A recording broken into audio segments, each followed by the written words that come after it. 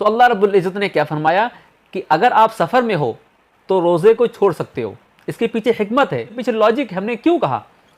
اس بنا پر کہا کہ اگر کوئی سفر میں ہوتا ہے تو اس کو مشقت تکلیفیں اٹھانی پڑتی ہیں. اور یہ بات اب غور سے سن لیں کہ اگر سفر میں ہو, اگر آپ کو کوئی دقت ہے تب بھی آپ روزے کو چھوڑ سکتے ہو, دقت نہیں ہے تب بھی آپ روزے کو چھوڑ سکتے ہو. اسی طرح سے سفر کے علاوہ اگر آپ کو دقت ہے تب بھی آپ کو روزہ رکھنا پڑے گا, دقت نہیں ہے تب بھی آپ کو روزہ رکھنا پڑے گا. مریض والا انسان اور سفر والا انسان, ان دو لوگوں کو اللہ رب العزت نے کہا ہے کہ یہ دونوں لوگ روزے کو چھوڑ سکتے ہیں. اور روزے کو چھوڑنے کا مطلب یہ نہیں کہ روزہ کو چھوڑ دیا بس کام ختم, نہیں.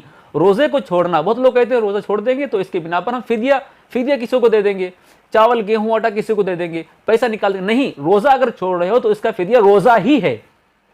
اگر کوئی انسان مریض والا انسان ہے, اس نے کہا کہ میری مرض ٹھیک نہیں ہو رہی ہے, اپنے بیٹوں سے, اپنے لڑکوں سے, کسی سے کہہ گیا کہ ٹھیک ہے میں روزہ تو نہیں رہ سکتا ہوں لیکن میرے کچھ روزے چھوٹے ہیں, تو اس کے اوپر آپ فدیہ اس کو دے سکتے ہو, تب فدیہ وہاں پر کام کرے گا.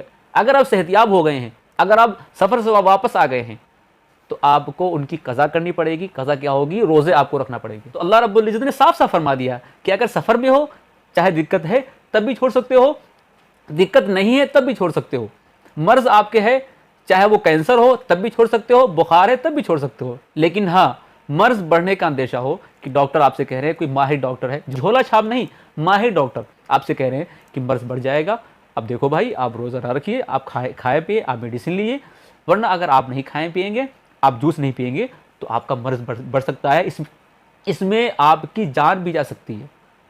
تو وہاں پر روزہ آپ کو نہیں رکھنا چاہیے. تو اللہ رب العزت نے کہیں بھی قرآن کے اندر نہیں کہا کہ اگر آپ کے کل پیپر چل رہے ہیں تو آپ روزے کو چھوڑ سکتے ہو. اگر ایسا ہوتا تو میں بھی کہتا کہ دیکھو مجھے جون کے روزے مجھے سمجھ میں نہیں آ رہے تو میں بھی روزہ نہیں رکھوں گا.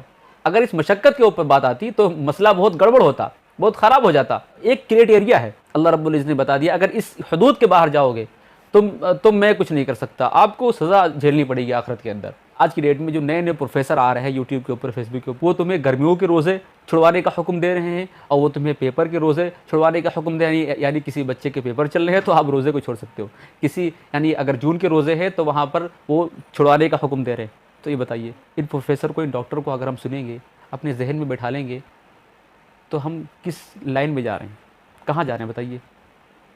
تو علماء کی بات سنیں, فقہا کی بات سنیں. تو دیکھو بھائی, ان سے دین مت سیکھو, یہ تمہیں ٹوپی پہنا رہے ہیں, یہ سب ٹوپی ڈرامہ کر رہے ہیں. یہ خود بھی جاہل ہیں, تمہیں بھی جاہل بنا رہے ہیں, یہ تم کو جاہل بنانے کے علاوہ کچھ نہیں کریں گے. دین علماء سے سیکھو جو صدیوں سے چلتے ہوئے آ رہے ہیں, مدارس میں پڑھاتے آ رہے ہیں. تمام فقہا اور علماء کا اجماع ہے کہ مریض والا انسان اور سفر والے انسان کو چھوڑ کر چاہے جتنا مشقت والا کام ہو آپ کو روزہ رکھنا پڑے گا. یہاں تک بھی ہے کہ اگر کوئی کوئلے کے کان میں کام کر رہا ہے, پہاڑ توڑ رہا ہے, اس کو بھی روزہ رکھنا پڑے گا. روزہ تو مشقت کا نام ہی ہے.